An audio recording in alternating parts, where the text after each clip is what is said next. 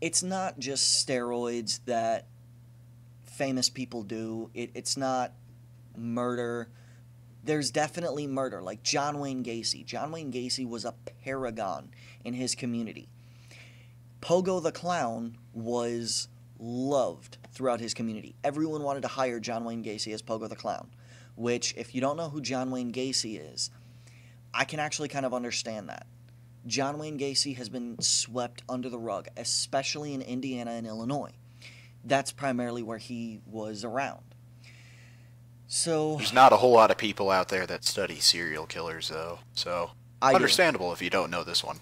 I do. I can sit there and rattle off serial killers for you. The two things I know the most about are serial killers and wrestling.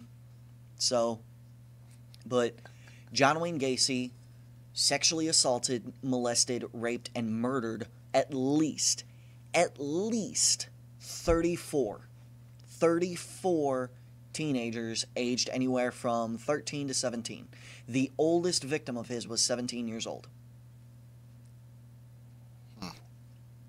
He hid the bodies in the crawl space under his stairs, and the police, after finding it, honestly don't know how many bodies he had. There were so many bones in such a random state of decomposition, police didn't know what was just mud and what was bones. So the final tally was at 34 confirmed, more supposed. It's a lot of fucking bodies. Yeah, that's just 34 is a lot. That's one of the highest serial killer counts in all of history. Almost has the same kill count as Hillary Clinton now. But tis. Oh, did I say that? See, now here's what's messed up. You just said that next week I'm not going to have a co-host because you're going to commit suicide by shooting yourself in the head 37 times. They're going to need a lot more than that.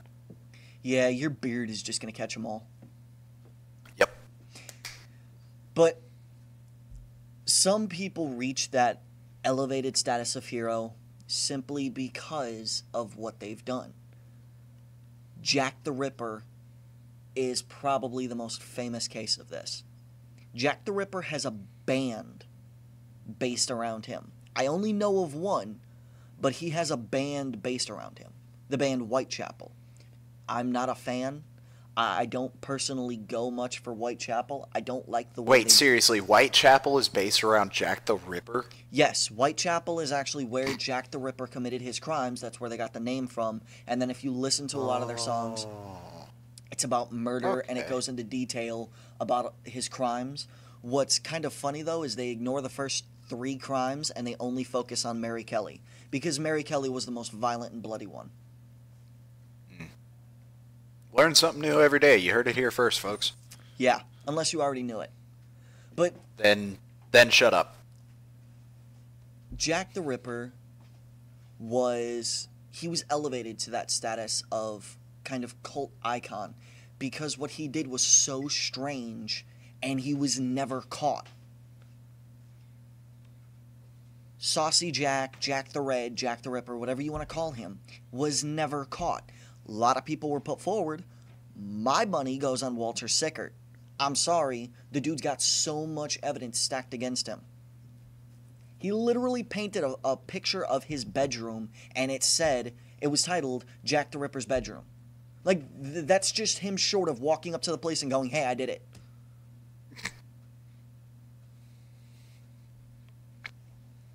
Going off of that, though, a big problem that seems to happen with famous people is they get famous and they think they can do anything they want. Yeah, that seems to be a pretty big problem. This is kind of a segue into the next topic. Sex offenders. We've seen this crop up a lot. And it's a little bit disturbing how often it crops up. One of the more famous ones, R. Kelly. I mean, R. Kelly put out a sex tape with him, and the girl was, 14, 15 years old? I have no idea. Yeah. He got off twice, once in the video, once in the courtroom. But, I mean, this is a man who, by all rights, should have been sent to prison. We have proof, like so much proof. Literally, they had the video, and they still found him not guilty. How does that happen? I have no idea. That doesn't make any fucking sense to me. And jumping off of that, Ian Watkins, who I don't know if a lot of people know this man. There was a semi-famous band that popped up, and I was talking to Wild Bill about this. Lost Prophets. I noticed for a while Lost Prophets was everywhere. Like, you could not get away from these people. They were on the radio, people were talking about them, they were going on tours, and then all of a sudden, they just disappeared. No information, no new music, just puff of smoke, gone. And I looked into it, and it turns out that Ian Watkins, the frontman for Lost Prophets, has gone to prison for 35 years after being found guilty of multiple child sex offenses, including one account of attempting to rape a baby. Go big or go home, right? I mean... Or is that technically going big since it's just a baby? I mean, they're pretty small. Like... No safe spaces, folks. No safe spaces. Yeah, I mean, I'm not going to laugh at it because I believe if you are found guilty of a sex offense, including a child, you shouldn't go to prison. The bailiff should just pull out a gun and blow your brains out in the middle of the courtroom. That's the worst thing you can do. Like, more than killing someone, child sex offense. Murderers in prison consistently beat the living shit out of child rapists that are also in prison. It's... Like, even murderers look at that and they're like, that's fucked up, dude. Yeah. I mean, murderers usually tend to... I hate to say this, but they usually tend to stick to adults. Like, there have been a couple child murderers. Albert Fish, I'm looking at you. Which, if you don't know who Albert Fish is, if you have a weak stomach, do not look up Albert Fish. You have been warned. If you want to know about a truly insane human being, look up Albert Fish. Which, speaking of this kind of sex offender thing, Albert Fritzl.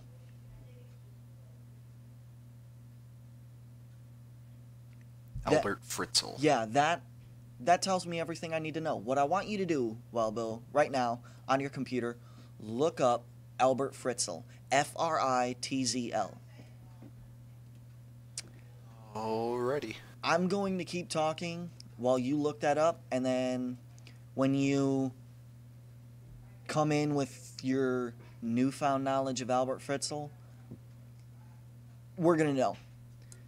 A couple other celebrities who have gone on to have sex offender scandals. Vincent Margera, Don Vito. Don Vito allegedly groped two girls aged 12 and 14. There was a video of this that surfaced, and I don't know if a lot of people watched the reality show Viva La Bam. I did. I'm a huge fan of Bam Margera. He does this weird flailing arm thing when he's talking, and in the video, he does it, and he kind of like accidentally brushes against these two girls. And in the video, you can see it's not really... It doesn't look like it was intended to happen that way. It's definitely a weird thing where you can see how it could go either way, but I don't think it was on purpose. What the fuck?